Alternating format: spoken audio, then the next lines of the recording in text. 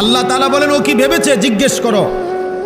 আল্লাহ যেন আমাদেরকে বলতেছে, এই বান্দা তুমি কি এই ভেবেছো যে তোমার উপরে এখন 16 বছর থেকে নিয়ে মৃত্যু পর্যন্ত আর কারো কোনো ক্ষমতা নাই? কথা বলে না। আছে কোনো ক্ষমতা কারো? আমার উপরে কারো ক্ষমতা নাই? আমার উপরে কোনো সর্বশক্তিমান নাই?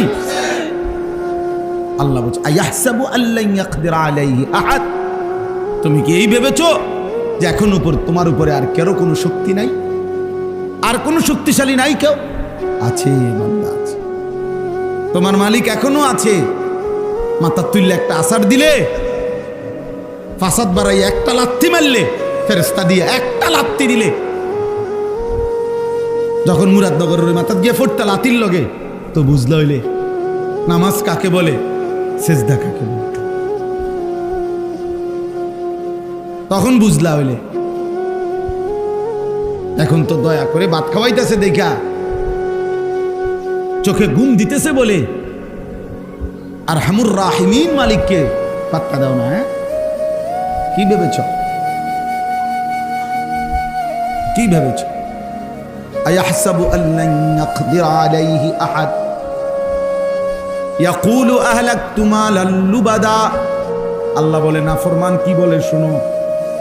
সে বলে আমি দুনিয়াতে ভালোভাবে থাকার জন্য, নিরাপদে থাকার জন্য অনেক টাকা খরচ করছি, অনেক টাকা খরচ। মিয়া গেটটা শুধু চাইয়া দেন, গেটটা যে করছি নগদ 2 লাখ টাকা।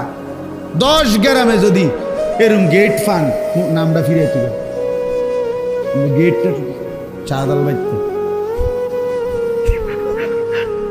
এসএস সাহেবের একটা সেরাটা শুধু গেটটা দেখ। হ্যাঁ, এত টাকা খরচ করছি। ফেরেশতা আজরাইল আয়ন, আজরাইল আয়ন কি মামুর বাড়ির কথা রাখবে? কেমনে আসবে আজরাইল? এটা গেটে দেখে তো আজরাইল ভয় পেয়ে যাবে। এটা গেটে তো 3 লাখ টাকা, বুঝলেন না? বাউন্ডারির মধ্যে তো আপনার কমপক্ষে 30 লাখ টাকা খরচ করছি। হ্যাঁ, সিসি ক্যামেরা আছে না? সিসি ক্যামেরা আছে না? পুরাটাই তো সিসি ক্যামেরা নিয়ন্ত্রিত। আজরাইলের আব্বাও তো আসতে পারত না।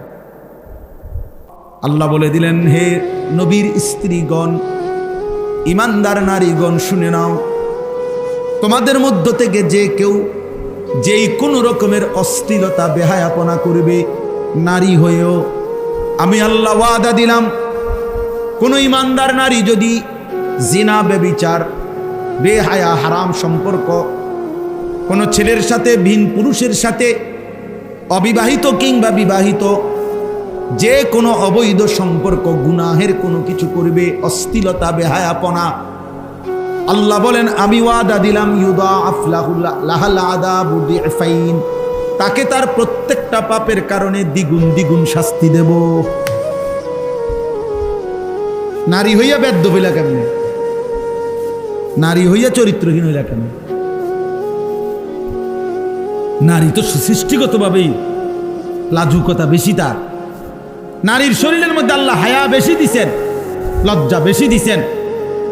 সেই নারী যখন লজ্জা ভেঙে ফেলে, ওই মেয়ে যখন অসভ্য হয়, তো এটা একেবারে ফসা দুর্গন্ধ, লাশের চাইতে বেশি দুর্গন্ধ চড়া। হ্যাঁ, কারণ আল্লাহ তাআলা তো পুরুষের চাইতে বেশি হায়া, লজ্জা, শালীনতা নারীর মধ্যে বেশি দিছিলেন।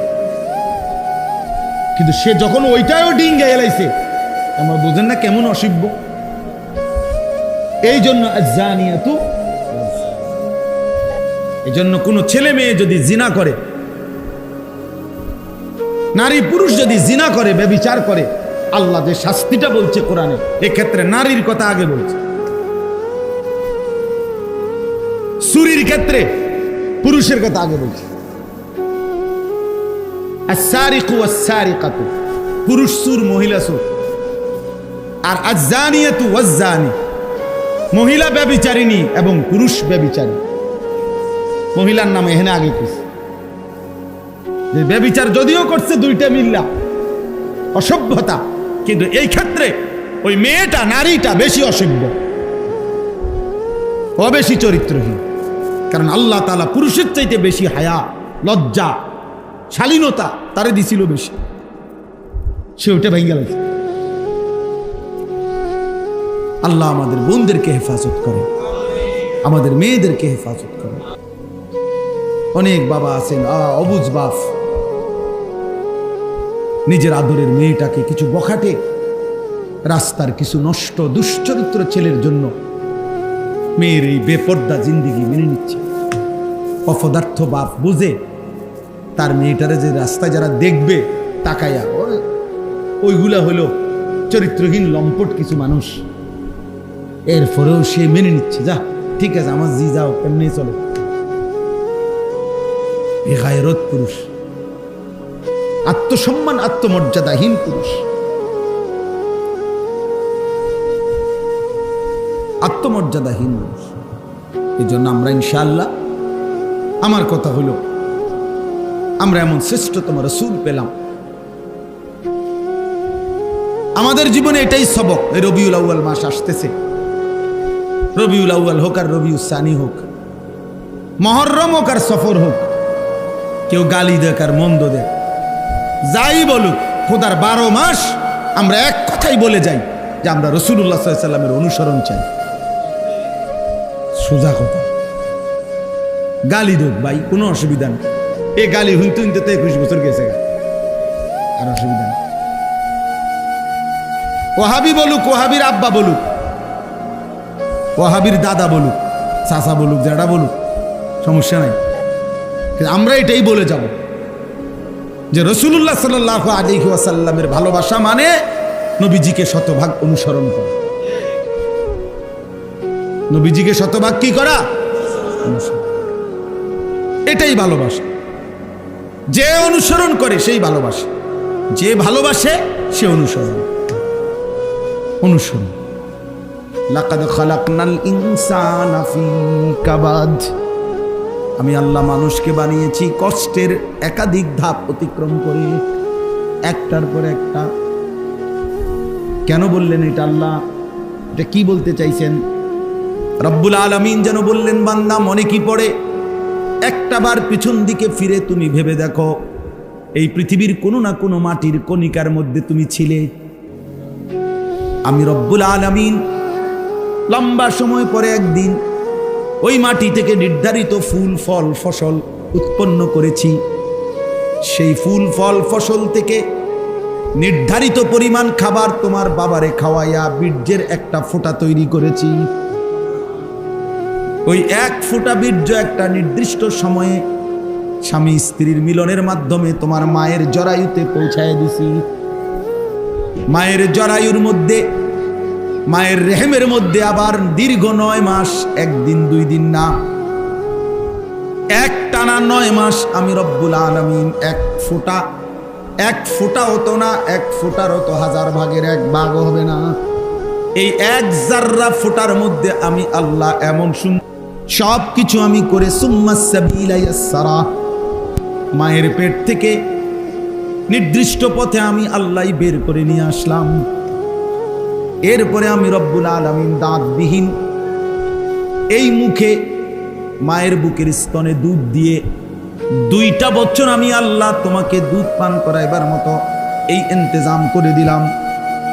2 বছর পরে এই ছোট্ট শরীরের মধ্যে আমি আল্লাহ সামান্যটুকু অল্প অল্প খাবারের মাধ্যমে এই তামাম পৃথিবীর মাধ্যমে আমি আল্লাহই তো তোমাকে লালন পালন করতে করতে করতে আজ যখন 16 বছর বয়সে নিয়ে আসলাম, আজ বুঝি বান্দা আমারে চেনো না।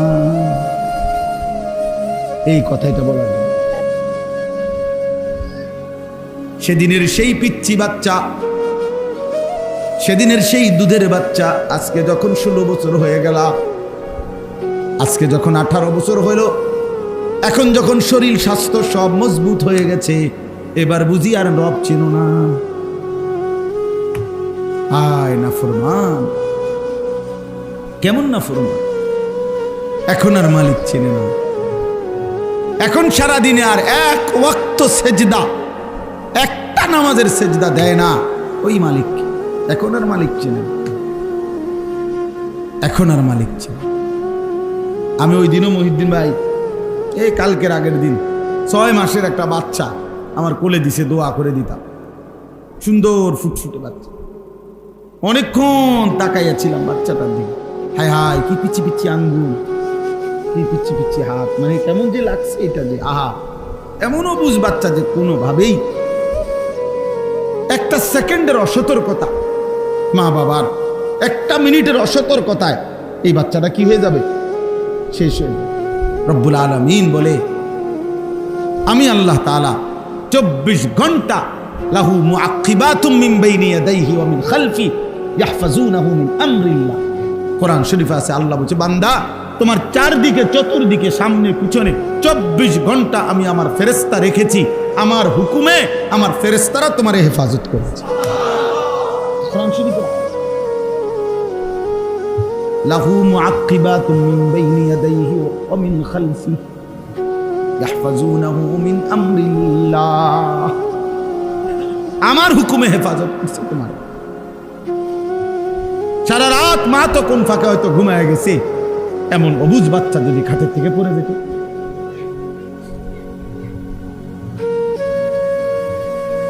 কেমনে? সেই তুমি আজ 16 বছরে আমার ভুলে গেলা, একটা সেজদা দিতে মন চাইল না।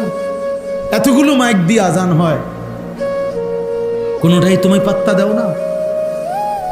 চারিদিকে এভাবে আজান হয়, তোমার কাছে এটা কিছুই মনে হয় না যে কে ডাক দিল? আমার চাইতে বড় ডাক দেনেওয়ালা কে আছে রে বান্দা? আমার আহ্বানের চাইতে বড় আহ্বান কার হতো? কোন সে বন্ধু? কে তোমার সেই বন্ধু? আমি আল্লাহকে বাদ দিয়ে তুমি তার ডাকে সাড়া দিলা। মা গাররাক, মা গাররাক। আল্লাহ বলছে, কে তোমাকে ধোকা দিল? বান্দা তুমি কেমনে ধোকা খাইলা? আল্লাহ আমাদেরকে হেফাজত করেন। এজন্য আল্লাহ বলছে, আজ ভুলে গেলা। এরপরে আল্লাহ এবার বলছে, আয়াহসাবু আল্লান ইয়াকদিরা আলাইহি আহাদ ইয়াকুলু আহলাকতু মালাল লুবাদা। আল্লাহ বলেন, নাফরমান মা যেন বলতেছে, আমি অনেক টাকা খরচ করছি, অনেক সম্পদ ব্যয় করেছি দুনিয়া সাজাবার জন্য, দুনিয়া বেঁচে থাকার জন্য, নিরাপত্তার জন্য। আয়াহসাবু আল্লাম ইয়ারাহু আহাদ। আল্লাহ বলেন, হায় বান্দা, সে কি ভেবেছে তাকে কেউ দেখে না? কি ভাবছো বান্দা? আমি বুঝি তোমারে দেখি না? আমি বুঝি তোমার উপরে শক্তি রাখি না? কার লগে মস্কারি করো? আল্লাহর সাথে। বাড়ি, বিল্ডিং, সম্পদ, ক্ষমতা, বাহাদুরি দেখাও কার সাথে? আমি আল্লাহর সাথে। নাউজুবিল্লাহ। এই দুই কথা হলো এই সূরার সবচেয়ে গুরুত্বপূর্ণ মেন শিক্ষা, আমাদের সবক। আয়াহসাবু আল্লান ইয়াকদিরা আলাইহি আহাদ। আল্লাহ বলছে, এই বান্দা, দিবানিশি এই যে নাফরমানি করছো, এক ওয়াক্ত নামাজ পড়ো না, রোজা রাখো না, হালাল খাও না, পাক নাফাক, জায়েজ না জায়েজের ধার ধারো না, সুদ ঘুষ মিথ্যা কিস্তি ওজনে কম দিয়ে জীবন চালাচ্ছ। আর ছেলেরা তোমরা নাচ গান নর্তকী ছবি জিনা ব্যভিচার অস্থিরতা মোবাইলের উলঙ্গপনা দিয়ে জীবন শেষ করছো। আল্লাহ দুইটা প্রশ্ন বারবার আমাদেরকে করছে। এক, তুমি কি ভেবেছো তোমার উপরে কারো ক্ষমতা নাই? দুই, তুমি কি ভেবেছো তোমাকে কেউ দেখে না? বলেন, দুই কথার উত্তর দেন। আমার উপরে কারো শক্তি আছে? আমারে কেউ দেখে না?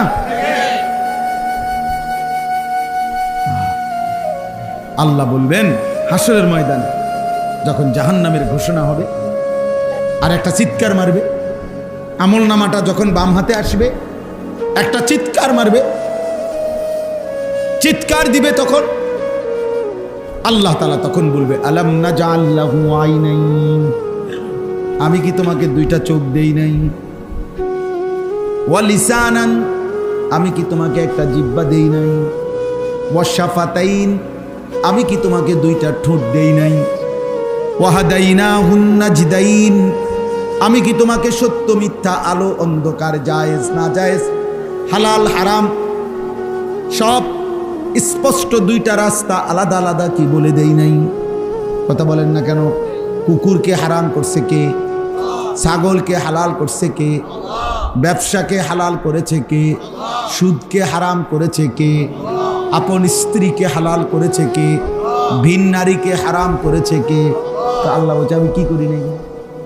ওয়াহাদাইনাহুন নাজদাইন, আমি তো চলার দুইটা পথ ভিন্ন ভিন্ন বলে দিয়েছি, এটা জায়েজ এটা না জায়েজ, এটা হালাল এটা হারাম, এটা করো এটা ছাড়ো, বলে নাই?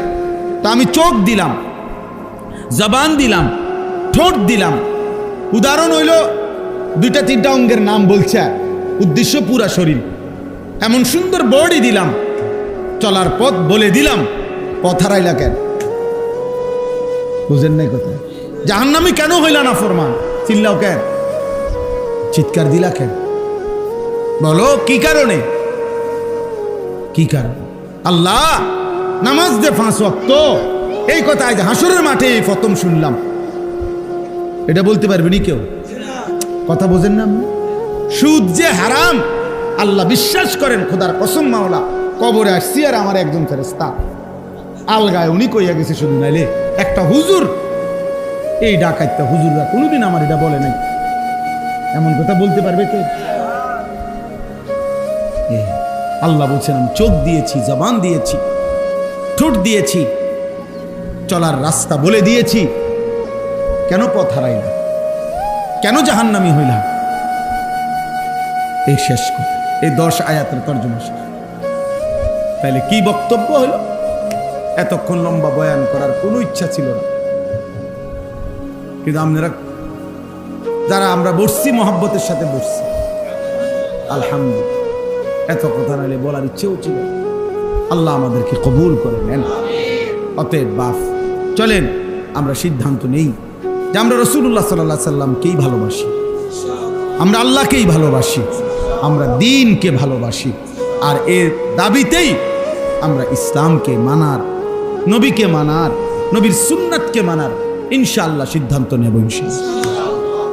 এই যে কয়জন যুবক ছেলে আছো বাবা, প্রিয় ভাই, নিজের জীবন বদলা, নিজেরে বদলা। কেউ মনে রাখবে না তোমার বাবা, আপনাদেরকেও আমারেও, পৃথিবী কেউরে মনে রাখেন, স্বার্থপর এই দুনিয়া কেউরে মনে রাখে। ও মাইলস্টোন স্কুল অ্যান্ড কলেজের যে বাচ্চাদের কথা, ও না আসেন ওই দিন চিন্তা করছি খেলা খেলা, প্রত্যেক নতুন ঘটনা পিছনকে কি করে দেয়? আসেনি মারুফ ভাই? বলেন আজকে 1 সপ্তাহ এই যে ঘটনা এটা করছে, এটাও তো কেউ আর জানে না। খালা কে কারে মনে রাখে? কে কারে মনে রাখে?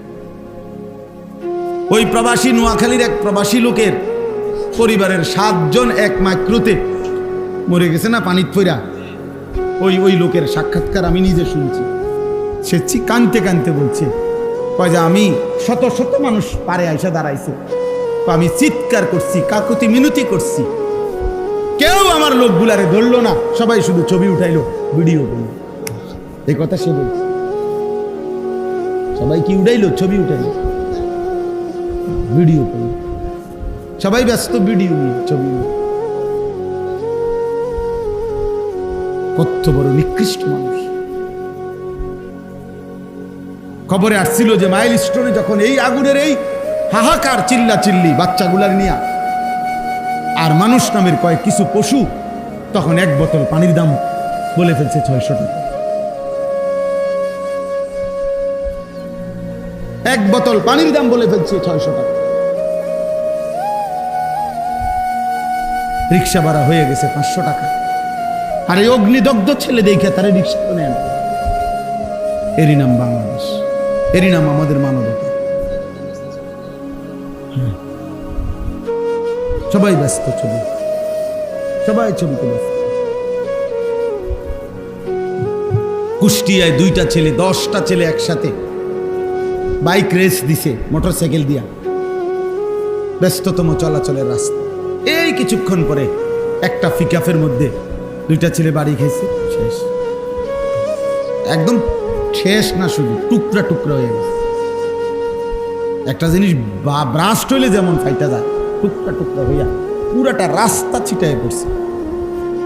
অথচ তাদেরই মোটরসাইকেলে লাইভ চলতেছিল, হ্যাঁ, তাদের কপালে তাদের তোর লাইভে এই দুনিয়াবাসী তোকে দেখি, তোর করুণ মৃত্যু দেখি। এখন আর কে দেখবে তোমার লাইভ? ওই মোটর সাইকেল আর কে চালাবে? তোমার তো কবর দিবার মতো লাশটাও আর খুঁজা পাইছে না, টুকরা টুকরা হয়ে গেছে। পোদ্দার বাজারে যেটা, এই পাশে বাস, এই পাশে লরি, সুস্থ স্বাভাবিক স্বাভাবিক আল্লাহর বান্দা যাইতেছে প্রাইভেট কারে, বলে বাড়ির কাছে আসা পড়ছে আর সর্বোচ্চ 20 মিনিট। পোদ্দার বাজার থেকে পড়ুরা যাইতে না 30 মিনিটের ব্যাপার, সর্বোচ্চ 20 থেকে 30 মিনিট বাড়ি আর সামনে, পুরা রাস্তা তো এসে পড়ছে। বুঝেন? ঢাকা থেকে এই জ্যাম জুম বাইঙ্গা সব করে ইউটার্ন নিয়ে আনাইছে, বাড়ির কাছে যাবে শুধু আর 20টা মিনিট। হঠাৎ কথা নাই বার্তা নাই, লরিটা কাইত হইয়া একদম সমান করে লাইছে, প্রাইভেট কারটা একদম মিশে এলাইছে। 4টা মানুষ, সন্তান নিজে গাড়ি চালাইতেছে, তারই বাপ, তারই আব্বা মা, তারই ছোট ভাই, একসাথে মনে হয় যেন মিলেমিশে দুনিয়াকে বিদায় জানায় চলে গেছে। এভাবে কি একদিন? প্রতিদিন, প্রতি ঘন্টা, কোন সেকেন্ডের নিরাপত্তা আমাদের নাই বাবা। অতএব আমরা প্রত্যেকে ইনশাআল্লাহ আখিরাতকে ভাবি, কবরকে ভাবি। আল্লাহ তাআলা আমাদেরকে তৌফিক দান করে।